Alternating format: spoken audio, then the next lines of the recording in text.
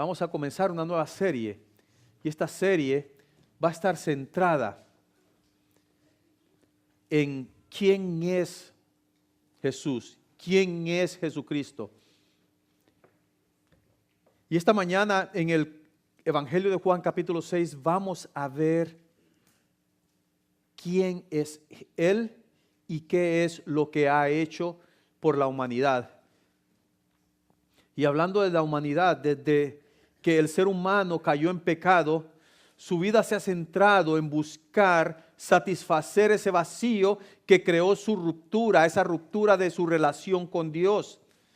Y esa ruptura, ese alejamiento ha dejado a cada ser humano indefenso, vulnerable, vacío y expuesto a la consecuencia de ese pecado que realmente a todo ser humano nos lleva a la muerte eterna. Sin embargo, Dios no se quedó estático en el mismo momento que Eva y Adán pecaron. Dios les hizo saber las consecuencias de su pecado, lo que esa desobediencia implicaba. Pero también, a la vez de que Él les hizo ver su situación, su nueva situación, su nuevo estatus referente a la relación con Dios, les hizo saber de que tenían esperanza, de que ellos podían encontrar esperanza al revelarles su plan de redención. Sí, porque el plan de redención, el plan de recuperar lo que se había perdido, ya estaba planeado antes de que Eva y Adán pecaran. Si usted ve en Génesis, cuando Eva y Adán son confrontados por Dios, Dios les dice, esta es la consecuencia de lo que has hecho, pero yo tengo la solución a este grave problema que han hecho.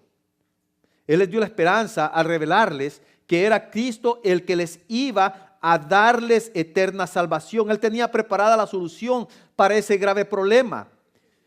Su Hijo Jesucristo, su único Hijo, esa es la solución para ese problema que todos tenemos de pecado. A lo largo del Antiguo Testamento vemos cómo Dios le da al pueblo de Israel la esperanza del Salvador. Ese Salvador que les daría libertad, seguridad y victoria sobre sus enemigos. El problema es que Israel comenzó a hacerse una idea errónea de ese Mesías. Comenzaron dentro de su razonamiento humano poniendo a este Mesías en el contexto terrenal y temporal. Y en el momento que Dios cumple su promesa y les entrega a este Mesías, nadie pudo identificarlo porque el entendimiento de este pueblo estaba nublado por ese mismo pecado que cometieron Adán y Eva. Cuando Jesús comenzó su ministerio, muchos comenzaron a seguirlo, pero lo siguieron por sus enseñanzas, sí, pero también por sus milagros y también porque veían en él la solución a todos sus problemas físicos, materiales, sociales y políticos. Por eso lo seguían, pero no pudieron verlo como el verdadero y suficiente Salvador que necesitaban sus almas. Aún en nuestros días muchos ven a Jesús como un profeta, como un hombre justo, como simplemente el fundador de la religión cristiana. Aún para otros, Jesús es un mito.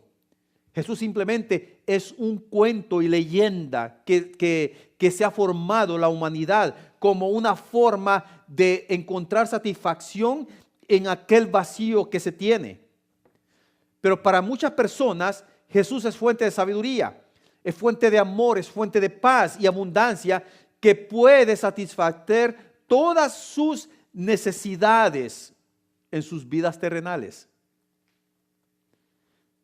Todos tenemos una idea de quién es Jesús, pero lo que realmente necesitamos nosotros saber y entender y creer es quién realmente es Él y qué Él ha hecho por nosotros. Esta serie está enfocada en definir estas verdades por medio del Espíritu Santo y por medio de sus escrituras. y así tener la correcta visión de Él. ¿Para qué? ¿Con qué propósito? Sabemos que por medio de Él podemos encontrar salvación de nuestras almas. Todo cristiano que ha depositado su fe plenamente en Cristo tiene salvación de sus almas. Pero también hay una razón por la cual nosotros debemos entender quién es Cristo. Porque nosotros hemos sido creados para adorarlo, para glorificarlo y así disfrutar de todos los beneficios que nos ha dado a través de su sacrificio en la cruz. Sí, cada ser humano ha sido creado para adorarle. Así que les voy a pedir de que vayamos al Evangelio de Juan capítulo 6. Vamos a comenzar desde los versículos del 25 en adelante.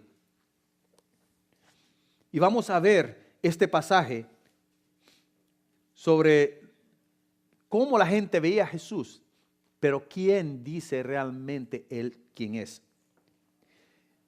Y hallándole al otro lado del mar, le dijeron: Rabí, ¿cuándo llegaste acá? Respondió Jesús y les dijo: de cierto os digo que me buscáis no porque habéis visto las señales, sino porque comisteis el pan y os saciasteis. Trabajad no por la comida que perece, sino por la comida que a vida eterna permanece, la cual el Hijo del Hombre os dará. Porque a este señaló Dios el Padre. Entonces le dijeron: ¿qué debemos hacer para poner en práctica las obras de Dios? Respondió Jesús y les dijo: esta es la obra de Dios, que creáis en el que Él ha enviado. Le dijeron entonces: ¿qué señal pues haces tú para que veamos y te creamos? ¿Qué obra haces? Esta escena sucede, hermanos, enseguida de la alimentación de los 5,000 hombres, no 5,000 personas. Porque la Escritura dice que fueron 5,000 hombres. Y por lo general, toda esta gente tenía un cónyuge. Y muchos podían haber tenido hijos. Y no solamente un hijo. En ese tiempo, recuerden, no había planificación de familia. Y es muy posible que si nosotros hacemos un cálculo, el número más o menos de personas entre hombres, mujeres y niños iba a fluctuar desde 15,000 a 25,000 a 30,000 personas, las cuales fueron alimentadas por el Señor con 5 panes y 2 peces. Esta escena sucedió al lado oriental del mar de Galilea, en lo que se conoce ahora como cerca de Jordania, entre Jordania y Siria. Ahí es donde sucedió esto. Jesús cruzó el mar con sus discípulos, llegó a este monte y ahí los alimentó. Pero ¿qué sucede? Al siguiente día, bien temprano en la madrugada, los discípulos agarran la barca y se van a Capernaum, al lado occidental, en el lado donde está Capernaum, Israel, en Samaria. Pero algo interesante, ellos se fueron solos, el Señor se queda. En la madrugada, en la mañana, todos se dan cuenta que los discípulos se van, pero no ven al Señor que se va con ellos. Y lo buscan y se dan cuenta, no está aquí, vámonos al otro lado. Entonces agarran barcas y cruzan el mar. Por eso, si ustedes se fijan, en el versículo 25, dice, comienza así: y hallándole al otro lado del mar, le dijeron: Rabí, ¿cuándo llegaste acá? O sea, ellos no lo vieron con los discípulos, pero tampoco lo vieron en esa área. Entonces, ¿dónde se fue? No se ha ido en otra barca. La única barca que está ahí, donde se pudo haber ido, está ahí. Esa es la noche donde el Señor camina el mar, cruza el mar de Galilea caminando. Es allí donde encuentran a Pedro. Y Pedro camina junto con él. Y cuando ellos llegan en la barca, toda esta gente que lo siguió al Señor, le preguntan: bueno, ¿cuándo llegaste aquí? ¿Cómo llegaste? No te subiste en ninguna barca. No pudiste haber rodeado el mar porque todavía estuvieras tal vez a medio camino. Estaban ellos atónitos de no saber, no razonar cómo había llegado el Señor. Y esta es la escena. Y cuando llegan, pero ellos le llegan con esa pregunta, como cuando usted escribe una carta a alguien que no ha visto o le va a pedir un favor, ¿qué hace uno primero? Llega saludándolo, decirle cómo has estado. Oye, tengo tiempo de no verte. Y empieza a hacer un sinnúmero de preguntas o conversación y ya después por último le hace la pregunta, fíjate que necesito un favor. Normalmente así actuamos y no quiere decir que seamos hipócritas por eso, pero esa es la forma que actuamos y esa es la forma en que estas personas estaban llegándole al Señor, estaban buscando una entrada para hablarle y de verdad decirle, bueno, aquí estamos de nuevo, nos gustó ese pan que nos diste.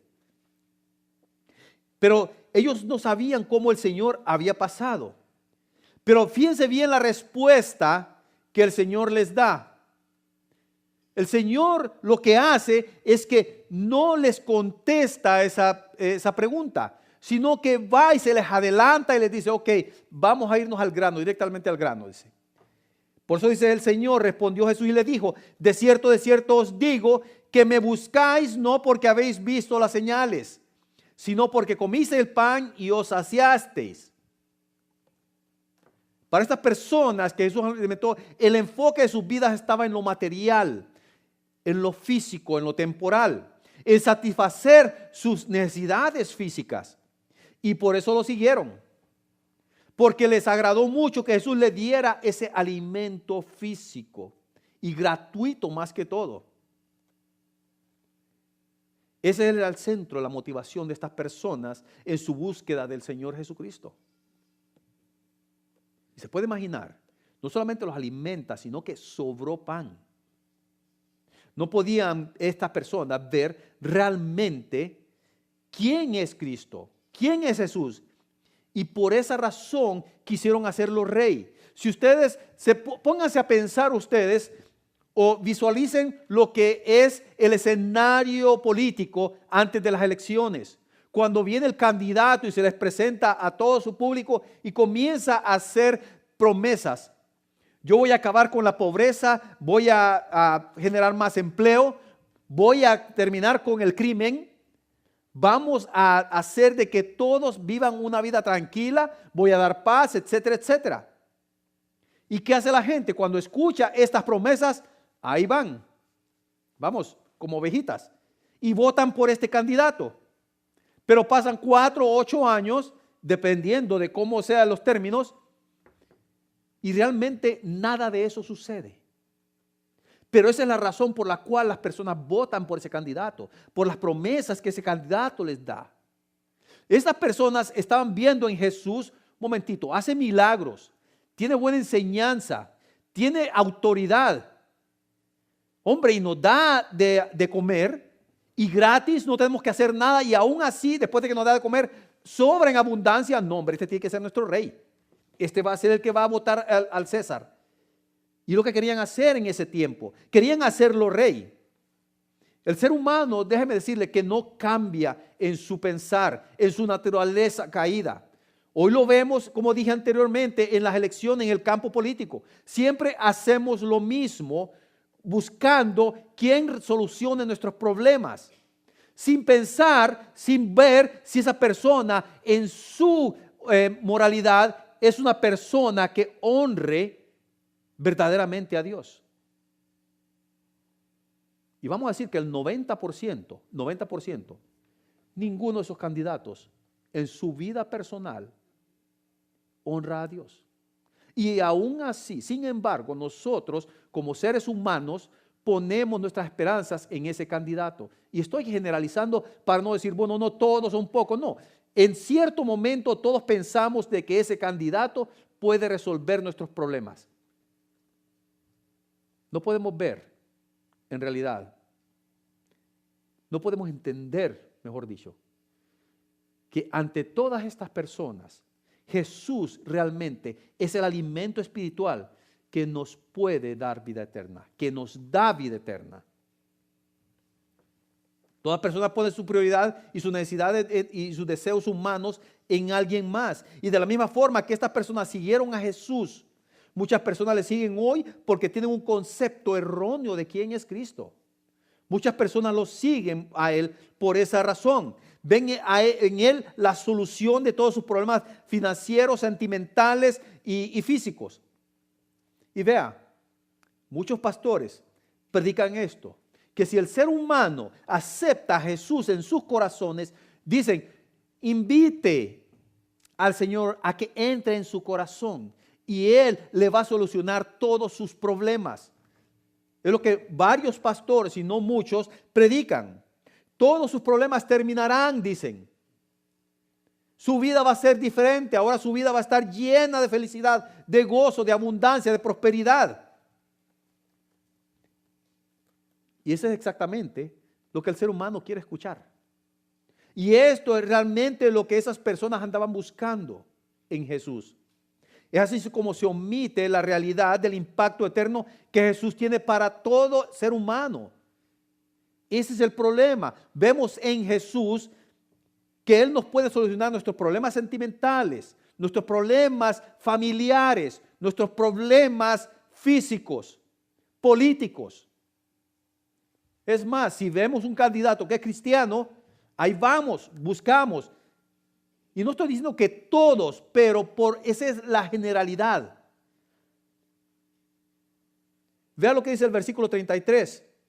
Cuando estas personas le preguntaron a Él, ¿qué le dicen? Le dijeron entonces el 30, ¿qué señal pues haces tú para que veamos y te creamos? ¿Qué obras haces? Hombre, ya han visto el milagro que los alimentó, ya han visto los otros milagros que había hecho, sus enseñanzas, y todavía le están preguntando qué obras haces. Lo que estaban haciendo era, a ver, otro milagrito del pan y los peces. Eso está bueno. Vean el 33. Porque el pan de Dios es aquel que descendió del cielo y da vida al mundo. Y le dijeron, Señor, danos siempre este pan. Danos siempre este pan. ¿Sabe qué? Nos gustó esto, Señor. El 35 dice, Jesús les dijo, yo soy el pan de vida. El que a mí viene nunca tendrá hambre y el que en mí cree no tendrá sed jamás. Y eso es lo que Jesús promete a toda persona que verdaderamente se arrepiente de sus pecados y deposita, se humilla completamente ante Él. Porque Él quitará su hambre eterna.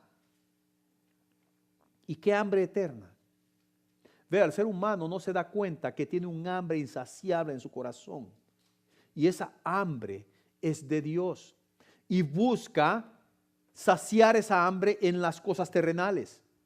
Lo busca en esa forma. Por eso ve todos esos hombres que ya, todas esas personas que han alcanzado lo que es los millones, las riquezas. Eso no es suficiente para ellos. Y buscan en otras cosas.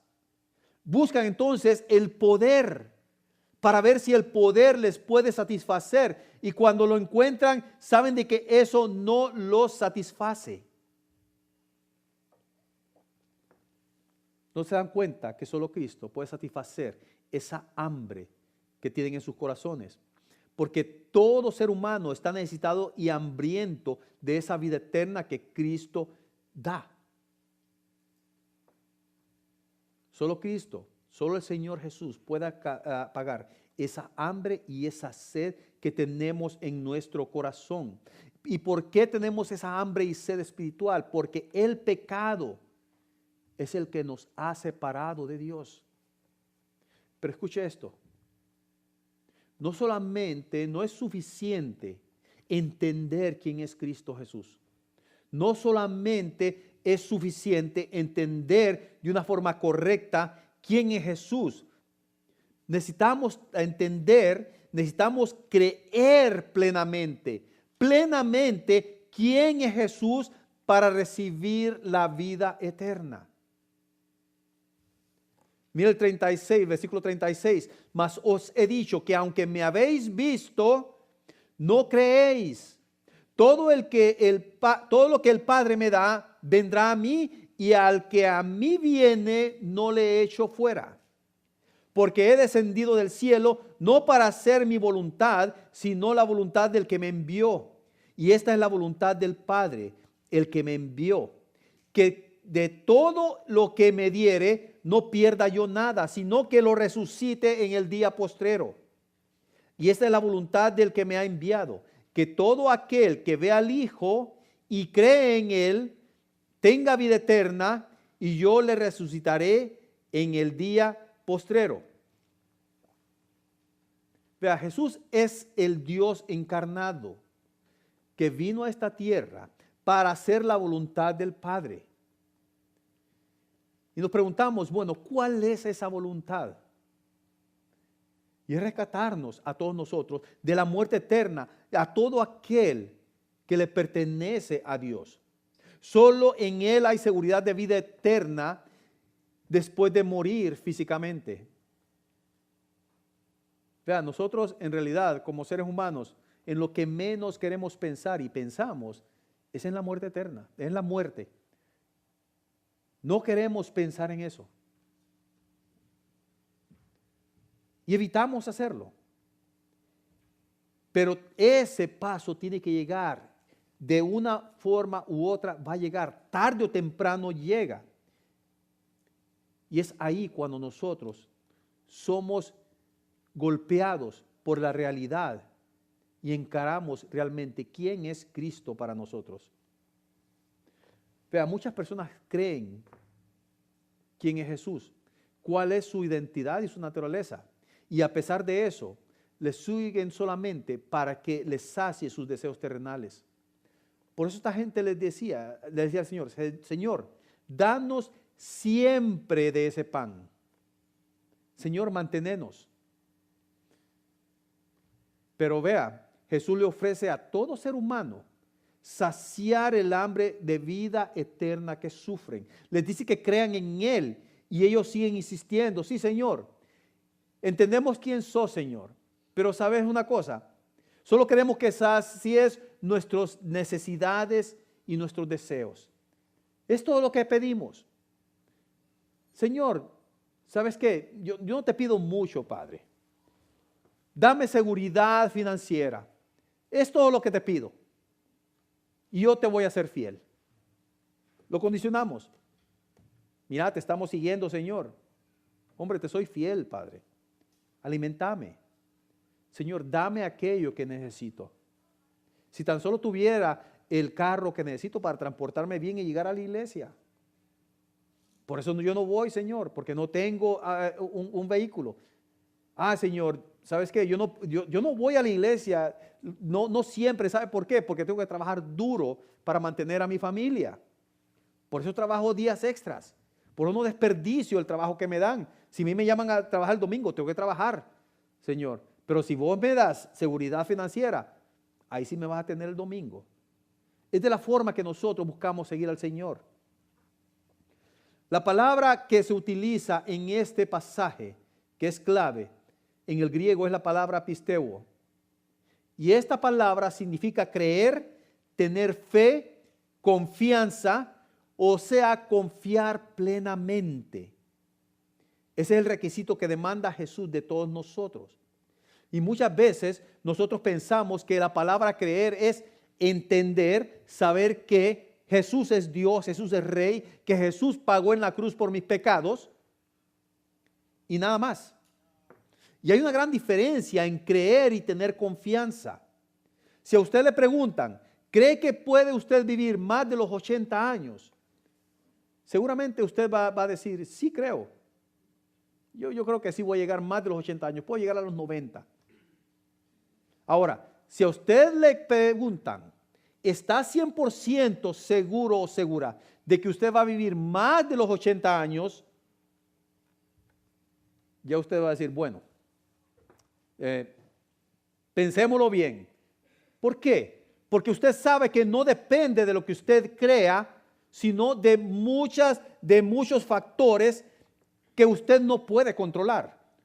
Está su salud, está el historial dentro de su familia, si hay historial de cáncer, si hay historial de diabetes o enfermedad del corazón. Depende también de su trabajo, de la economía, en la sociedad donde vive.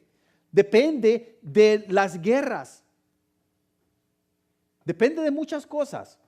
Es por esa razón que usted no puede decir, estoy 100% seguro que voy a pasar más de los 80, de los 90, de los 100. No podemos estar seguros de eso. ¿Por qué? Porque depende de otros factores. Ahora, tener la certeza, creer no solamente, decir, Cristo es el que pagó por mis pecados, pero confiar plenamente en Él, ese es el contexto de decir, creer en mí. Creer en su identidad como Dios santo, soberano, poderoso y en lo que ha prometido a todos los que creemos en Él, de que Él nos da vida eterna. Sin embargo, mucho cristiano, por así decirlo, piensa más o depende más de su razonamiento de quién es Cristo, depende más en sus capacidades y afectos que en lo que Él realmente es y nos ofrece. Sigamos leyendo en el capítulo 6, versículo 41. Vea lo que dice estas personas cuando el Señor les da esta declaración. Creed en mí, yo soy el pan de vida. Dice, murmuraban entonces de Él los judíos porque había dicho, yo soy el pan que descendió del cielo. Y decían, ¿no es este Jesús el hijo de José, cuyo padre y madre nosotros conocemos? ¿Cómo pues dice del cielo he descendido? Es nuestro razonamiento el que impide que creamos correcta y plenamente en Cristo Jesús. ¿Por qué? Porque ese razonamiento está viciado por el pecado. Es por esa razón que nadie de nosotros puede creer y confiar en Cristo por nosotros mismos. No podemos. Necesitamos que sea el Espíritu Santo que abra nuestro entendimiento. De la misma forma que lo abrió a Lidia, la mujer que escuchó la palabra del Señor a través de Pablo.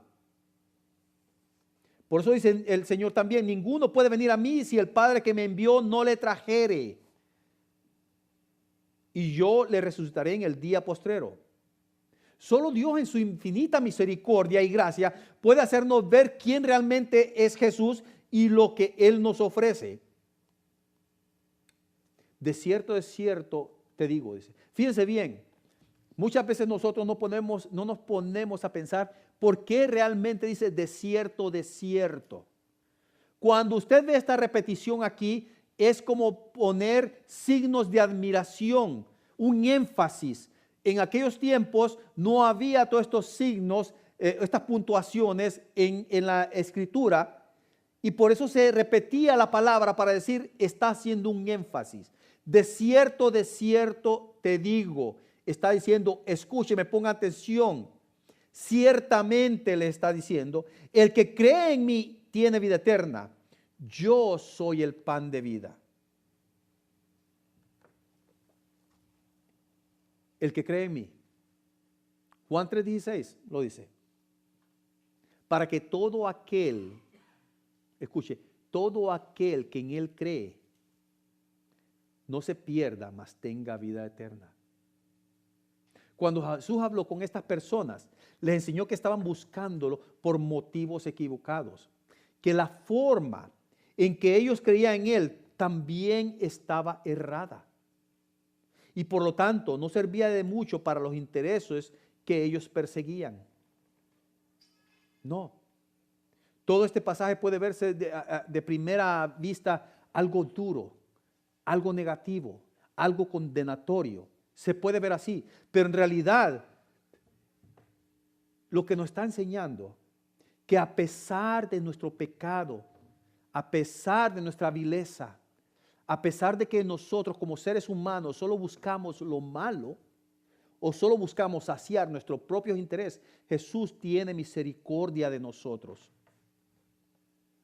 Dios ha establecido ese plan de salvación para todo ser humano y que primero lleve a cabo el hacernos ver nuestra condición de pecado.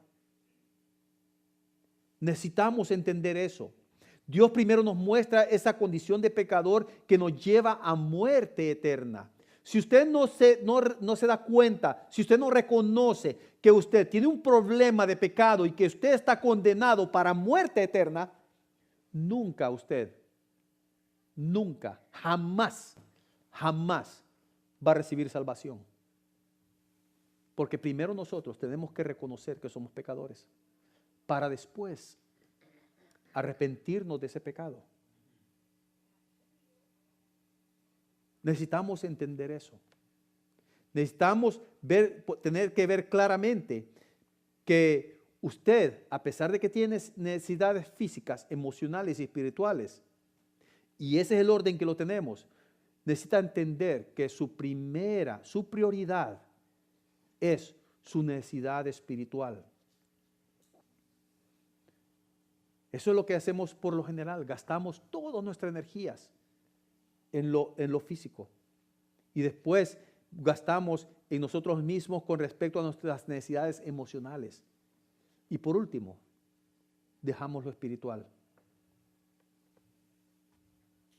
A muchos de nosotros nos ha enseñado que el propósito de nuestra vida es alcanzar éxito, es alcanzar seguridad. Vemos muchas personas, y aún dentro del ámbito cristiano, dentro de la congregación cristiana, vemos muchos profesionales que se dedican a motivar y aconsejar para que todo cristiano alcance la libertad financiera.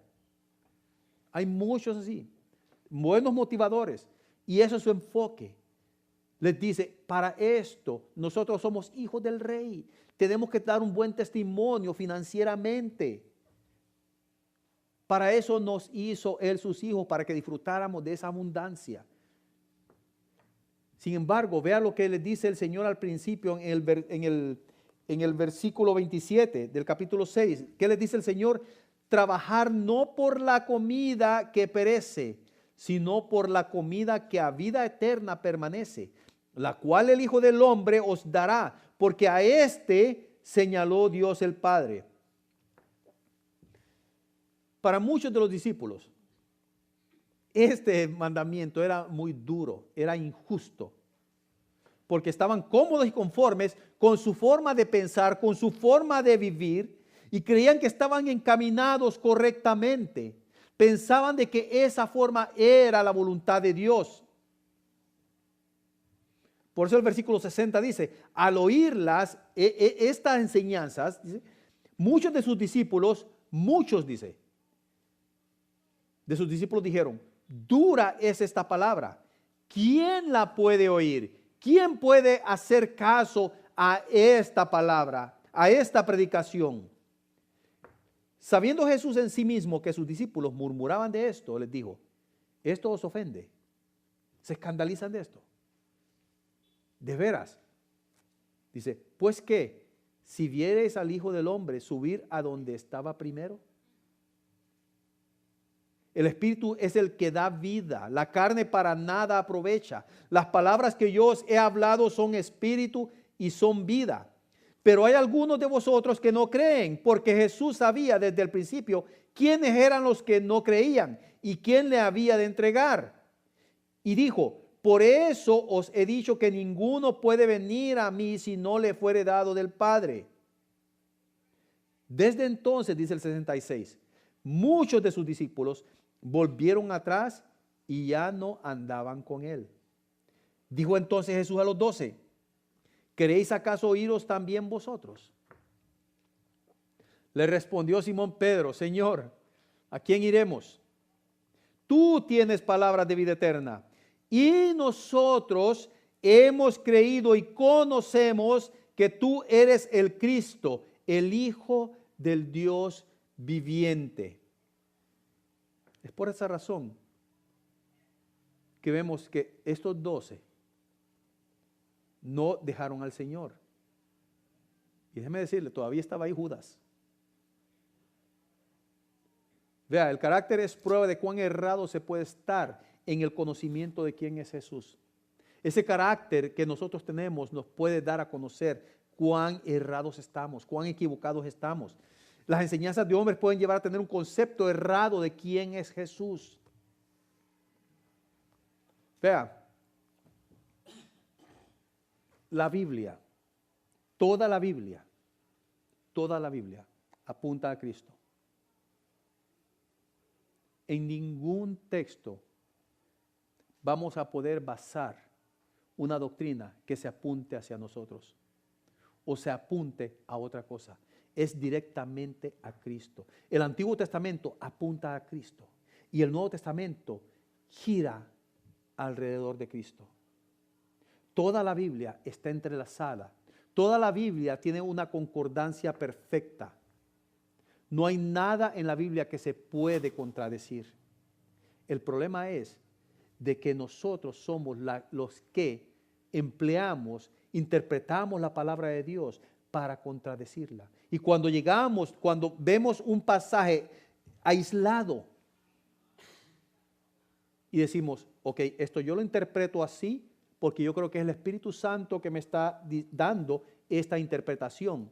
Pero de repente hacemos una doctrina de eso y cuando llegamos a otro pasaje y vemos, este pasaje, no, tengo que interpretarlo de acuerdo al otro pasaje que interpreté y lo voy a modificar y lo voy a hacer como si fuera una concordancia, un contexto con el otro, y así comenzamos a torcer la palabra del Señor y nos hacemos nuestra propia visión de lo que es verdaderamente la palabra del Señor. Es importante que nosotros tengamos, por eso dije, de que nosotros debemos de saber quién es Jesús y qué ha hecho por nosotros. No podemos ver al Señor como nosotros pensamos que Él es. Tenemos que verlo realmente tal y como Él es, para entender qué es lo que Él ha hecho por nosotros y cuál es su voluntad en nuestra vida. Necesitamos que el Señor nos hable de entendimiento.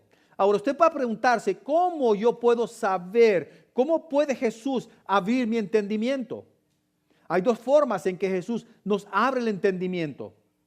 Primero, es a través del Espíritu de Dios. Es lo primero. Usted no entiende lo que es el mensaje de salvación por su propio razonamiento, si no viene del Padre. Si Dios a través de su Espíritu no le abre su entendimiento, usted no va a poder entender el mensaje de salvación. Por eso es que muchas personas cuando se les llama, quieren recibir al Señor Jesucristo, levante la mano y pase al frente y vamos a orar y usted ya es cristiano. Y hay personas que pasan, no se dan cuenta de lo que están recibiendo, levantan la mano y pasan. Yo no sé qué es esto, pero yo lo voy a recibir. Y no saben. Y pueden pasar 20, 40, 50 años sin entender lo que han hecho, sin entender lo que es el Evangelio.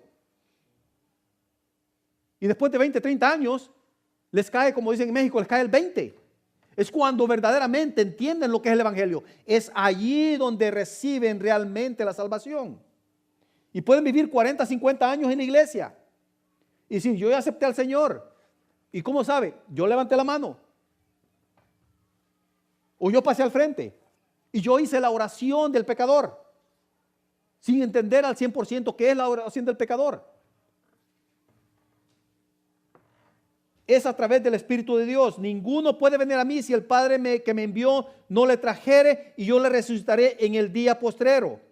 Escrito está en los profetas, dice, y serán todos enseñados ¿por quién? Por Dios. Así que todo aquel que oyó al Padre y aprendió de él viene a mí. Dios es el que ilumina su entendimiento para que usted pueda creer y confiar plenamente en este evangelio, en el mensaje. Hechos 16, 14. Ahí tenemos el ejemplo de Lidia. Entonces una mujer llamada Lidia, vendedora de púrpura de la ciudad de Tiatira, que adoraba a Dios, dice, de acuerdo a la ley judía. Estaba oyendo y el Señor, dice, abrió el corazón de ella para que estuviese atenta a lo que Pablo decía. ¿Qué estaba diciendo Pablo? El evangelio, el sacrificio de Cristo, su ministerio, su muerte, su resurrección y su ascensión. Ahí fue donde Lidia entendió completamente el evangelio. Lo mismo vemos con Apolo. Apolo era un hombre muy elocuente dentro de la iglesia y hablaba acerca del Señor, pero ¿qué pasó? Una pareja, Priscila y Aquila, lo jalaron un momentito. ¿Sabes qué? Conoces, pero no completamente lo que necesitas entender de quién es Cristo. Y ellos, estos dos, lo discipularon a él para que pudiera entender completamente el evangelio. Entonces lo primero que necesitamos es que Dios, es de la única forma que podemos tener un entendimiento de quién es Cristo, Dios a través de su Espíritu. Segundo, Dios abre su entendimiento a través de su palabra. Romanos 10, 13, 14. ¿Qué dice Romanos 10, 13, 14? Porque todo aquel que invocare el nombre del Señor será salvo. ¿Cómo pues invocarán a aquel al cual no han creído? ¿Se fijan? ¿Y cómo creerán en aquel de quien no han oído? ¿Y cómo oirán sin haber quien les predique? Y después nos vamos al versículo 17. Así que la fe es por el oír y el oír por la palabra de Dios. ¿Se fija? No solamente es el Espíritu Santo de Dios, sino que es a través de su palabra. Porque necesitamos entender este mensaje completamente para que nosotros podamos arrepentirnos y podamos pedirle perdón y podamos humillarnos a Él y decirle: Señor, soy pecador, merezco la muerte eterna, pero entiendo que vos sos Dios, que viniste a la tierra encarnado, que pagaste por mi pecado, y así solamente a través de vos, Señor, puedo recibir perdón y vida eterna. Sé el dueño de mi vida. Por eso es que el cristiano dice: Jesús es mi Señor y Salvador. Porque es Señor, porque es el dueño nuestro. O sea, nosotros le pertenecemos a Él y es nuestro Salvador, porque a través de su sacrificio Él nos salvó de muerte eterna. La gente seguía al Señor porque sació su hambre física. Pero Él les reveló que Él podía saciar más que eso. Él es el pan de vida eterna que puede saciar el hambre de nuestras almas para salvación. Vea, yo no sé cuántos de ustedes levantaron la mano alguna vez cuando el pastor o el predicador hizo la invitación. No lo sé. No sé si simplemente usted caminó por el pasillo al altar, hizo la oración del pecador sin entenderla completamente. No lo sé. Pero usted lo sabe. Y hasta ahora, nunca, o tal vez durante pasó el tiempo, ha entendido mejor lo que es el Evangelio, lo que realmente significa ser un cristiano, lo que realmente significa la salvación. Y Dios está tocando su corazón hoy para que usted pueda entender plenamente quién es Jesús para usted y lo que Él ha hecho en su vida. Él es el pan del cielo, el pan de vida que descendió del cielo. Y que también necesitamos entender que Él murió por nuestros pecados, siendo crucificado y resucitado. Estas dos verdades son importantes. Y muchos creen que Jesús murió en la cruz por mis pecados. Sí.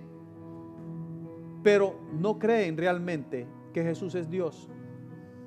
Ahí podemos ver muchas sectas que ven a Jesús como el Hijo de Dios, pero no lo ven como Dios. No lo ven como aquel que es el único que puede dar salvación, que puede pagar por nuestros pecados. Quizás también usted crea que Jesús es Dios, pero que su muerte no tiene poder para salvarse y que la única forma que usted puede salvarse es siendo bueno, es haciendo buenas obras. Y no es así. Cristo es suficiente. Ahora, ¿cree usted y confía en Cristo? Esa es la pregunta. Y vamos a orar. Y mientras oramos, ahí en su intimidad con el Señor, usted le puede decir: Señor, así como Job,